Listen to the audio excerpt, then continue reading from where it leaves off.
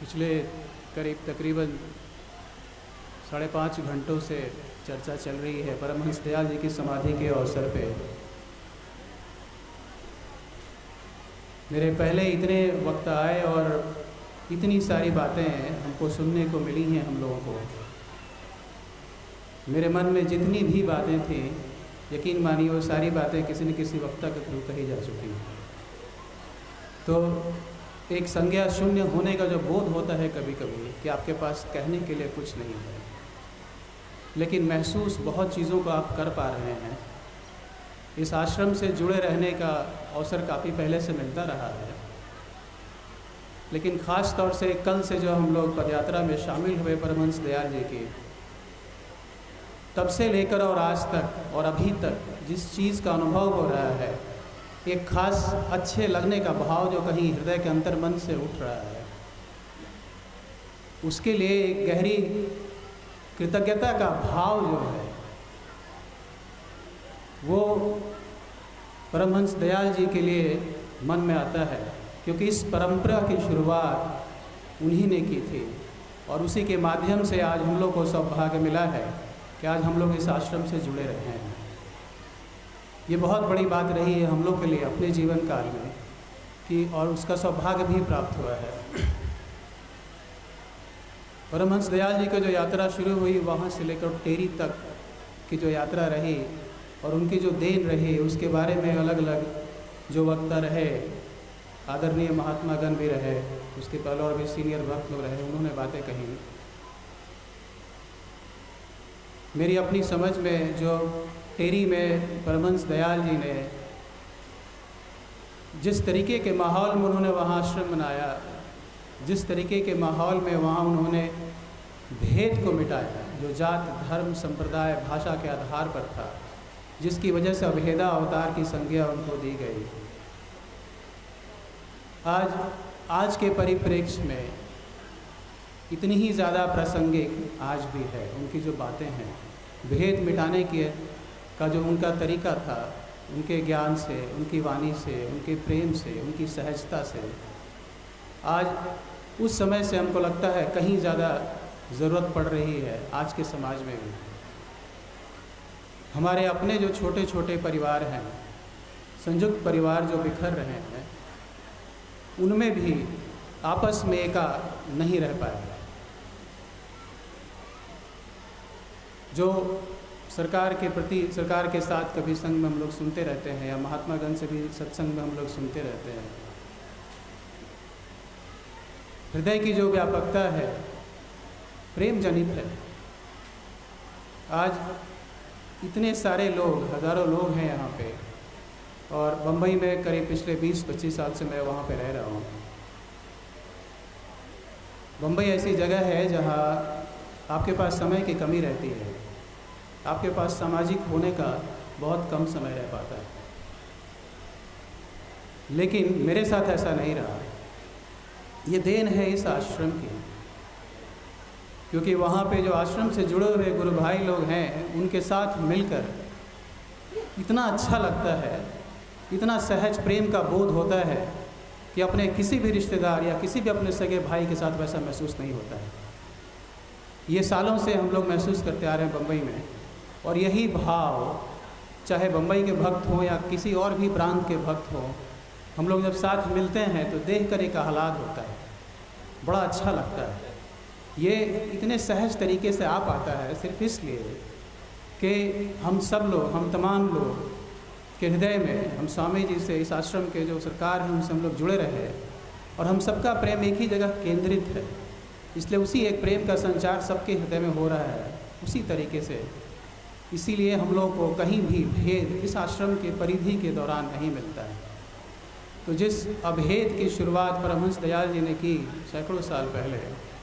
उस परंपरा को आगे बढ़ाते हुए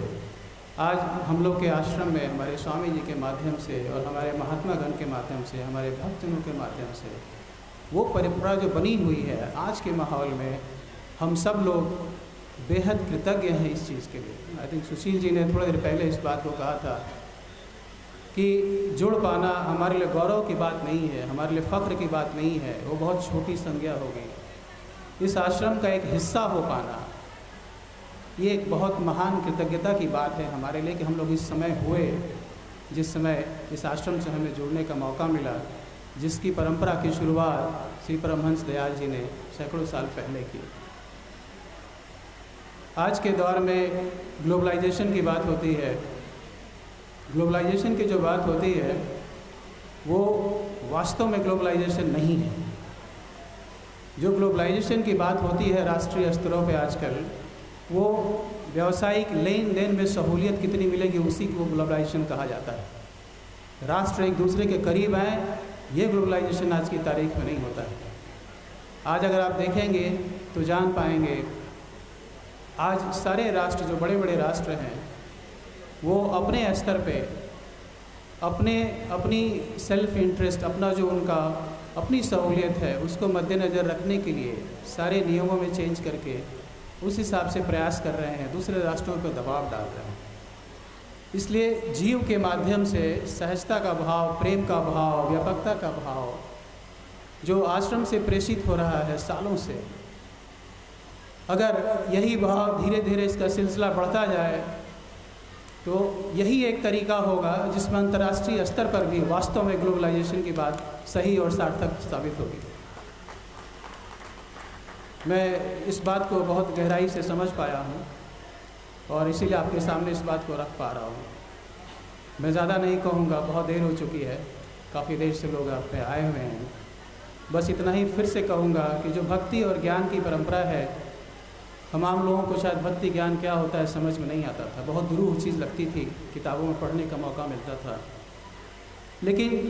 हमारे आश्रम में जो हम लोग देखते हैं, जो हमारे आदरणीय महात्मागण हैं,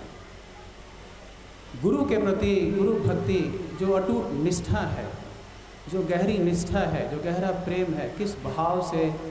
स्वामी जी के प्रति उन लोग का व्यवहार रहता है,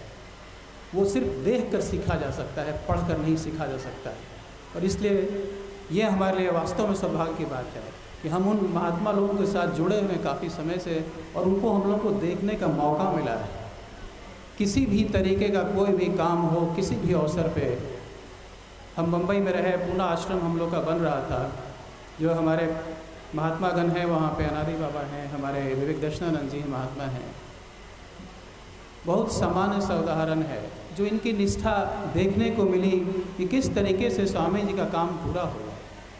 कितनी भी विपरीत परिस्थितियाँ आई। और ऐसा हर आश्रम में होता है, हर आश्रम के निर्माण में होता है, ऐसे हर भक्त करते होंगे, हर महात्मा लोग करते होंगे। ये देख कर सीखने की चीज़ है जो दुनिया के किसी भी आश्रम में, बहुत पढ़ा है मैंने भी, थोड़ा बहुत किताबों में भी देखा है, कहीं नहीं मिलता है इसका उदाहरण, कहीं भी नहीं मिलेगा और मिल ही नहीं सकता। ये बहुत अनोखी और हमारे लिए बहुत ख़ास, ये हमारे लिए गौरव की बात है कि हमारे पास ऐसे महात्मागण हैं जिनके पास हमें रहने का मौका मिला है, इनको देखकर सीखने का मौका मिला है। और ये मैं व्यक्तिगत स्तर पे अपने मित्रों को, अपने दोस्तों को ज़रूर कहना चाहता हूँ कि ख़ास तौर से अपने आने के अलावे आप अपने बच्चों को भी लेकर इस आश्रम में आइए, क्योंकि वो भी देखकर सीखते हैं कि व्यवहार क्या होता है, आदर कैसे करते हैं। आज जब वैल्यू सिस्टम्स कम होते जा रहे हैं, उसमें इसकी बहुत ज़रूरत है और वो यहीं पे सीखा जा सकता है, इसकी बहुत बड़ी आवश्यकता है। मैं और कुछ ज़्यादा नहीं कहना चाहूँगा। एक और बात, जो भक्ति ज्ञान कितने सरल तरीके से, सहज तरीके से रोज़ अपना काम करते हुए भी उस चीज़ को जाना जा सकता है, जताया जा सकता है, दिखाया जा सकता है, बताया जा सकता है, महसूस कराया जा सकता है। ये परमहंस दयाल जी ने जो शुरुआत की, उस परंपरा में आज हमारे स्वामी जी और हमारे महात्मागण उस चीज़ के प्रत्यक्ष प्रमाण होकर हम लोग को दिखा पा रहे हैं। ये हमारे लिए बहुत बड़े भाग्य और सौभाग्य की बात है। इसलिए मैं वास्तव में अंतर्मन से, तहे दिल से बहुत बहुत शुक्रगुजार